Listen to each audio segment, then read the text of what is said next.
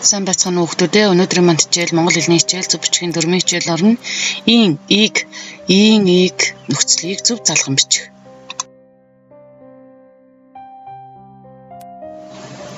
Өмнөх мэдлэгээ сэргэн санацгаая хүүхдүүдээ. Бид өмнө нь эр эмэг гişгээс ажиллаж байсан тийм үү? Сармаг гişгтэйгээ. За тэгвэл эр үг гэж ямар үг хэлдэг юм? Оо, я юугийн ард дуутай эрүүгийн эдгээр гişгүүд орсон бол тэр эр үг болдог. Жишээ нь хавар, унаг, зураг, гоё, яргуй гэх мэт эдгээр үгсэд өгсөн байна. Энэ бол дан эр гişгээс бүтсэн учраас энэ үгнүүд эр үг. Им үг тэгвэл ю гişгээс бүтсэн бол энэ үгс нь эм үг болно. Эрдэм, өвөө, үзэг, евэн, юудэн гэх мэт эдгээр үгс нь эм гişг орсон учраас эм үг болж байгаа. Сармаг гişг эргүнд ч ордог, эмэгүнд ч ордог. Тийм болохоор сармаг гişг гэдэг тийм үү? Гэхдээ дан гişгээс бүтсэн ишиг, илжиг, ижил, би гэх мэт үгс нь эм үг болдог.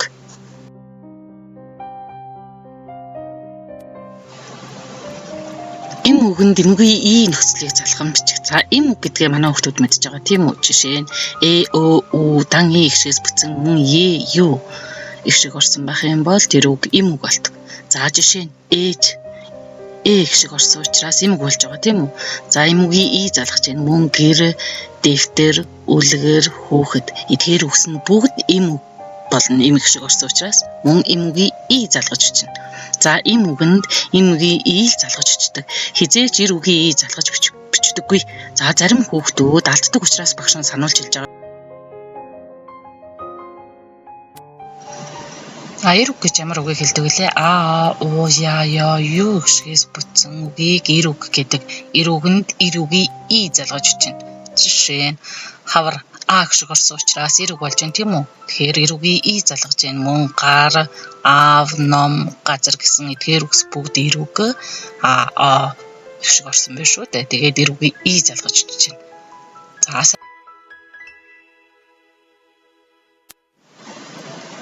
За эр үгэнд эр үгийн залгаж бичижсэн бол мөн эм үгийн залгаж бичих тохиолдлууд байдаг.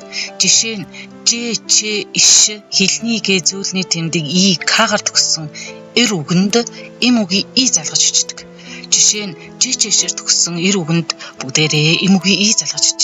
За энд дорж гисэн жишээ өгсөн байна. Он ямар гişг лээ? Эр гişг бол нэр үг тийм үү? Дорж гэж. За жэгээр төгссөн учраас эм үгийн залгаж доржийн багч мөн гişг орсон эр үг мөн жэгээр төгссөн учраас эм үгийн залгаж бичиж байна. Зураач гişг орсон эр үг мөн чэгээр төгссөн учраас эм үгийн залгаж бичиж байна. Зураачийн барайч орсон учраас мөн эр үг. Гэхдээ чэгээр төгссөн учраас эм үгийн залгаж бичиж байна. Барайчийг багш гişг орсон эр үг. Гэхдээ ишээр төгссөн учраас эм үгийн залгаж бичиж байна. Багшийн тагш гişг орсон эр үг мөн ишээр төгссөн учраас эм үгийн залгаж. Хэлний гээгээр төгссөн эр үгэнд эм үгийн залгаж чинь. За хэлний гээ гэдэг нь ямар гээ гэлж байгаа юм хэрэг хартаа гişггүй. Эсвэл эр үгийн игээс бусад гişг орсон байна. За жишээ нь булаг гişг орсон эр үг. Гэхдээ хэлний гээ хартаа гişггүй байгааз. За тийм учраас эм үгийн залгаж байна. Булгийн мөн цаг хартаа гişггүй байна. Урдаа гişг орсон эр үг. Гэвч хэлний гээгээр төгссөн учраас эм үгийн залгаж цагийн тоног, намаг, мөн ижилхэн маш сайн ажиглаараа хүүхдүүдээ.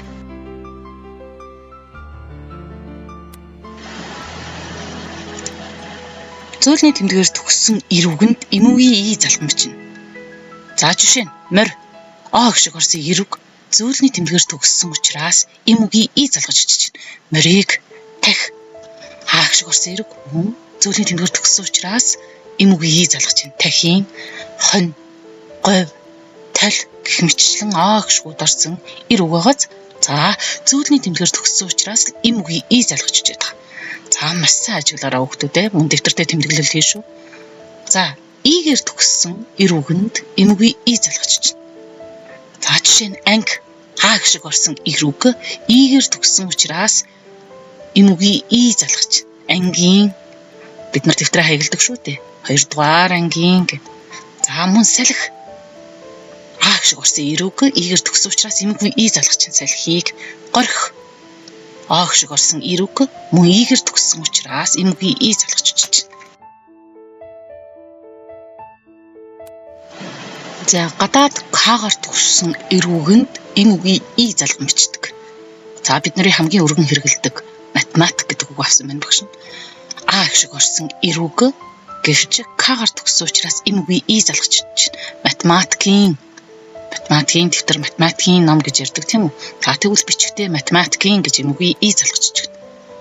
За өнөөдрийн маань хичээл ингээ өндөрлж байна. Идэвхтэй оролцсон хүмүүстээ баярлалаа. Гэрийн даалгавар нэгт хичээлээ дахин анхааралтай үзээд тэмдэглэлээ хийгээд багштай хэлгэнэ. За мөн дөрмүүдээ чийжлэнэ. За даалгавар 2. Анаграммыг тайлаад эрүүгийн эмгүй залган бичнэ. За багш нь доор хэд үг өгсөн байна. Мөн холбоо үгүйсгэн шүү. За эхнийх нь навч гэсэн үг байна. Анаграммыг тайлна гэдэг маань үсгийг ур тойрон оруулаад үгээ зөв болгоно тийм үү? За навч гэсэн үг байна. Модны навч, шарын навч, улаан навч гэдэг юм тийм үү? За гэх мэтчлэн гэрийн даалгавраа хийгээд багштай хэлгээгээрэй хүүхдүүдээ. Баярлалаа баяртай.